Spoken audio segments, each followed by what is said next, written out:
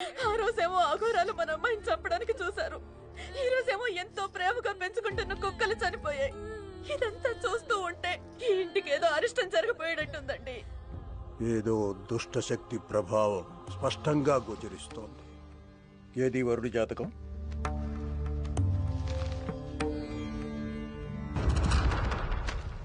ఏమిటిది? మరణించిన వాడి జాతకం తెచ్చి నాకు చూపిస్తావా? మరణించిన వాడి జాతకమా?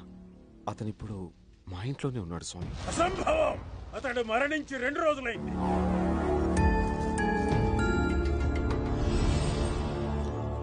ఈ జాతకమే నిజమైతే అతడు బతికుండడం అబద్ధం. అతడు బతికుండడమే నిజం అయితే ఈ జాతకం అతడిది కాదు.